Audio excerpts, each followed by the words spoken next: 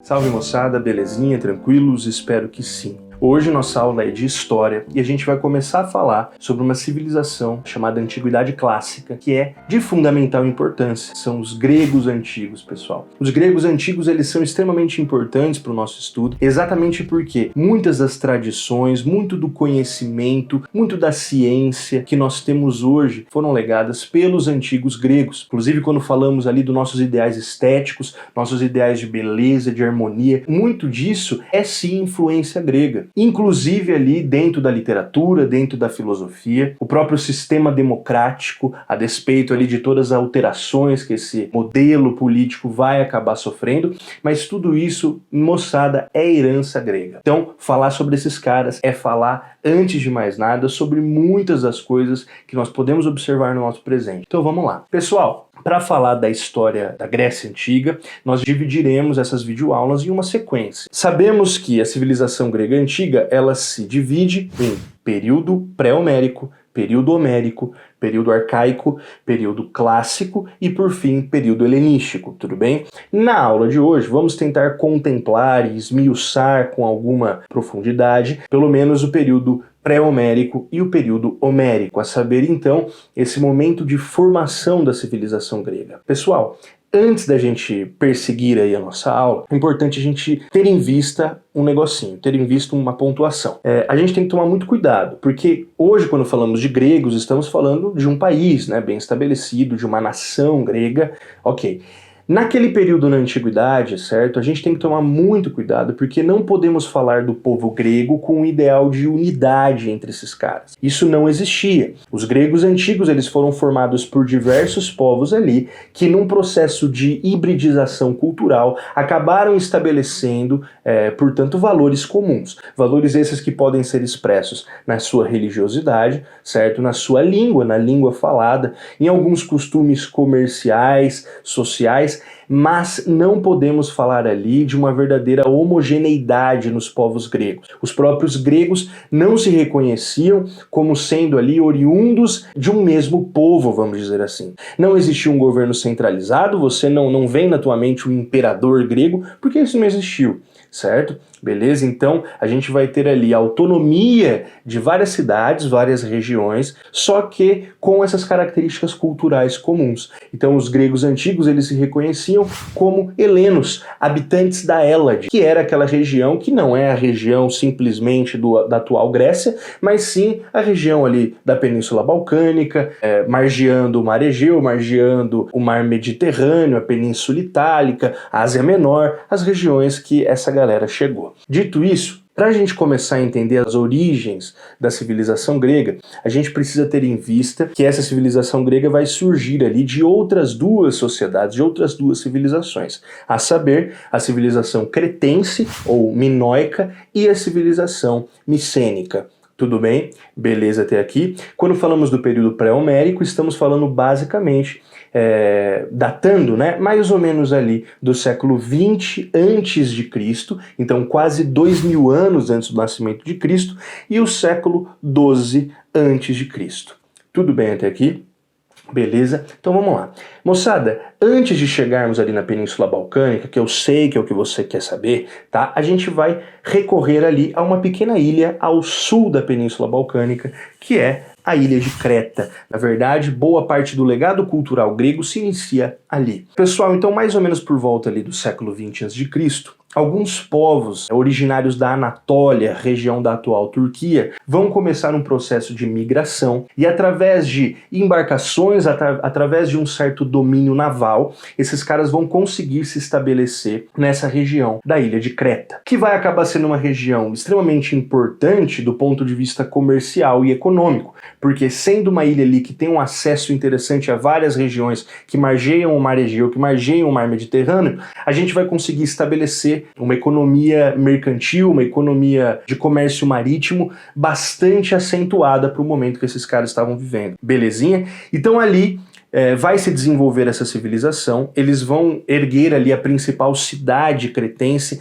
que é a chamada Knossos, e a partir dali, dentro de um governo monárquico, vai se estabelecer o que nós chamamos de talassocracia. Tatua no teu cérebro, guarda no teu coração. Talassocracia significa o quê? O governo sobre o mar, o domínio sobre o mar, o poder sobre o mar. Exatamente, então, fazendo referência à importância, né, desse comércio marítimo estabelecido naquela região. Essa civilização também é conhecida como civilização minoica, tendo em vista um antigo, talvez até lendário, rei dos cretenses, que é o chamado rei Minos. Não se sabe ao certo se foi um rei ou se foi uma dinastia, mas por isso chamamos esses caras também de civilização minoica, que vai então, portanto, se estabelecer ao redor, principalmente da cidade de Knossos. Beleza? Esses caras, pessoal, vão estabelecer um comércio interessante até com regiões do Egito, até mesmo com os fenícios, vai estabelecer ali mesmo uma disputa comercial marítima ali entre esses caras, eles não estavam para brincadeira. E qual que é o lance, pessoal? Os cretenses, eles vão oferecer para nós uma produção cultural riquíssima. Então eles vão desenvolver ali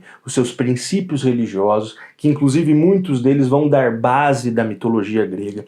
Eles vão estabelecer ali uma cultura artesanal digníssima, fantástica. Então, eles têm ali uma riqueza material muito grande, é um povo marcado, portanto, por essa talassocracia, por essa atividade comercial, e é uma galera que se estabeleceu ali nessa região da ilha de Creta. Pois bem, paralelamente a isso, simultâneo a isso, outros povos de origem indo-europeia, povos arianos, começaram a se estabelecer na região ali da Península Balcânica. Primeiramente, os chamados aqueus, depois vem uma leva de eólios e jônios e, posteriormente, uma última leva de um povo dório.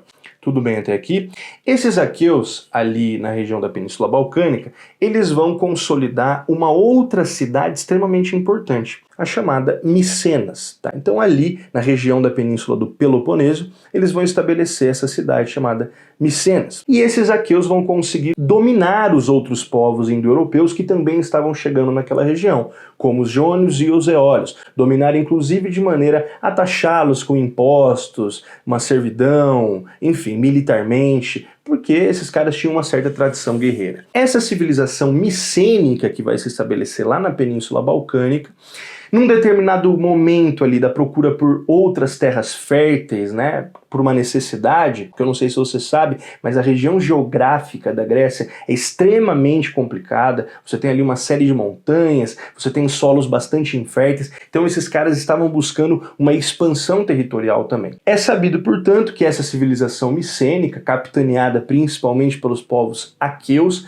vão conseguir em determinado momento dominar ali a civilização cretense. Eles vão chegar até a ilha de Creta e vão, portanto, subordinar essa galera que já estava ali. Isso aconteceu mais ou menos por volta do ano 1450 antes de Cristo. Então nós temos o domínio micênico sobre os cretenses. Mas é claro, moçada, que quando os micênicos entraram em contato com aquela cultura fantástica dos cretenses, eles ficaram encantados, certo? Ficaram encantados. E essa cultura acabou exercendo uma influência e uma absorção muito grande por parte dos micênicos. Então aqui que a gente vai começar a ter um processo de hibridização cultural e compreender por que os gregos são tão dependentes, vamos dizer assim, desse legado cultural cretense, tá? Então aqui está o germen, né, do que posteriormente acabaria formando os chamados helenos, povos gregos. Belezinha até aqui? Fácil, só que nem tudo são flores, pessoal.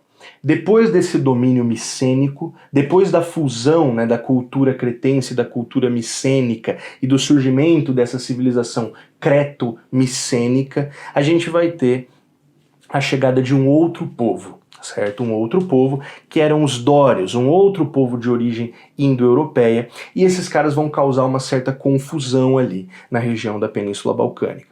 Tudo bem? Mas é importante a gente registrar que antes disso, né, posteriormente, na verdade, os gregos eles vão se utilizar dessa narrativa, né, do domínio micênico sobre Creta, né, de uma maneira ali a mostrar esse como o início, né, da soberania, da imposição grega sobre os outros povos. Isso é muito interessante. Isso vai estar muito associado com a chamada lenda do Minotauro, né, que você já deve ter ouvido falar, que em um determinado momento o rei de Creta, rei Minos, ele teria ali entrado em uma querela, teria entrado em uma questão complicada com o deus Poseidon, e não é muito bom você acabar arrumando problema com Deus, né? Fica meio complicado.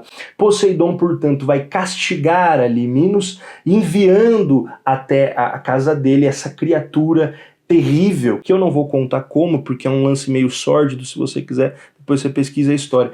Mas o fato é que ele acaba presenteando Minos com essa criatura terrível que seria o Minotauro, né? Metade homem, metade touro. E depois, após isso, um herói balcânico, Teseu, teria então se disposto bravamente e ido até Creta, ido até Knossos e matado ali essa figura horrenda e monstruosa. Questão mitológica, né, do domínio dos gregos sobre os outros povos ao seu redor. Isso é muito interessante. Mas não é o suficiente para o estabelecimento desses povos balcânicos ali naquele momento. Porque, como eu estava dizendo, os dórios vão chegar posteriormente. E os dórios eram um povo extremamente isolacionista, um povo que não queria saber de misturas, não queria saber ali de incorporações culturais, e esses caras acabam espalhando os gregos que estavam estabelecidos na Península Balcânica, a saber, né, aquela junção de aqueus, eólios e jônios. Então esses caras vão começar a se espalhar na Península Balcânica, vão para o norte da Península Balcânica, vão chegar inclusive em regiões próximas à Península Itálica, vão chegar na Ásia Menor, e essa moçada é a chamada primeira diáspora grega, que acontece, portanto, com a chegada dos dórios no finzinho do chamado período pré-homérico.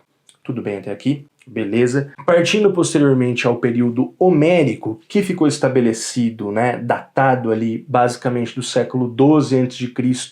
até mais ou menos o século 8 a.C., tudo bem? O período homérico, moçada, é um período que carece muito de fontes. Não se há documentação presente para que nós, historiadores, possamos ter um olhar um pouco mais panorâmico desse momento. Mas, né, o que nos lega ali esse período são principalmente as epopeias do famosíssimo poeta grego Homero, por isso o período homérico, o famoso Aedo grego. Não se sabe ao certo se Homero existiu ou se foram vários poetas, o fato é que ficaram para nós essas obras importantíssimas, que é a Ilíada, que conta ali a guerra meio lendária, histórico-lendária entre os gregos e troianos, né? E posteriormente a Odisseia, que é o retorno de Ulisses e tudo mais. Então, essas são as fontes de que dispomos para falar um pouco mais sobre o período homérico. Mas a gente sabe que o período homérico, pessoal, antes de mais nada, foi um período de retração. Esses gregos que começaram a se espalhar pela Península Balcânica estão se acentuando nessas regiões. Então é um período de retração econômica. Eles vão fundar pequenos vilarejos, pequenas comunidades, na verdade, dotadas principalmente de uma cultura econômica autossuficiente, agrícola. Então toda aquela ideia comercial, marítima, que rolava antes na cultura cretense, né, posteriormente na cultura creto-micênica, não vai rolar mais. A gente tem essa retração econômica. Então agora nós temos ali comunidades isoladas, autossuficientes e pautadas principalmente numa economia agropastoril. É o início do que a gente chama de formação das comunidades gentílicas ou formação dos genos, que nada mais eram do que essas comunidades familiares que começam a se estabelecer ao redor da Península Balcânica. Cada geno era governado ali por uma figura patriarcal, seria o chefe de família, o pater familiae. Esse camarada, ele era o mais velho, né, o mais antigo, vamos dizer assim, daquela comunidade. Tinha ali o ofício, né, de ser um chefe militar, de ser um chefe político e também um sacerdote do lar. Então a gente tem esse primeiro momento dessa organização no período homérico. Tudo bem até aqui? Mas o que vai rolar, pessoal? Com o decorrer do tempo, a população dessas comunidades gentílicas, elas vão começar a crescer vertiginosamente. E aí a gente vai ter um problema importante. Essas populações estão crescendo, você já sabe muito bem que as terras ali, né, da Hélade, como a gente diz, não eram terras férteis na sua maioria, então a gente começa a sofrer com a falta de disponibilidade de terras férteis. E isso dentro de uma cultura agrícola é basicamente a morte, é terrível. Então o que vai começar a acontecer, pessoal? As pessoas ali mais próximas e aparentadas dos paterfamilias, as pessoas mais próximas desses chefes dos genos, elas vão começar a cercar territórios de terra, vão começar a tomar aqueles territórios que antes eram cultivados coletivamente como propriedades suas e vão falar o seguinte: olha, nós temos acesso a essa terra fértil porque nós somos descendentes ali do paterfamilias, né, tal, da dinastia sei lá o que, e é isso aí. E você tem que aceitar. Então começa ali uma distinção social muito grave entre pessoas que estão se apoderando dessas terras de maneira a torná-las propriedade privada, e todo mundo que nasce dentro dessa lógica, né, nasce dentro de uma comunidade que possui essas propriedades privadas, passa a ser chamado eupátrida, o bem-nascido. Olha só que coisa linda. Mas, por um outro lado, temos muitas pessoas que não têm acesso a essas terras, muitas pessoas que ficaram legadas ali pelo seu sangue, pela sua tradição, a meramente assistir esse movimento terrível que estava acontecendo ali. Vai acontecer o seguinte, moçada: essa galera vai começar a expandir para outras regiões, aquelas comunidades começam a crescer, se tornam fátrias, certo? Essas fátrias posteriormente acabam se tornando em tribos, e dessas tribos posteriormente a gente tem o desenvolvimento das primeiras cidades, né, que vão surgir exatamente dessa necessidade de expansão para que se alcance outros territórios férteis. Nesse momento do desenvolvimento das cidades, a gente já está atravessando, já estamos fazendo a transição para o próximo período da história grega, que é o período arcaico, beleza? Período arcaico este que vai ser datado ali basicamente do século 8 a.C. ao século V a.C. Mas o período arcaico é um papo que eu e você vamos ter num outro momento, beleza? Grande abraço, espero que tenha ficado claro como a luz. Forte abraço, tchau, tchau, pessoal. Valeu!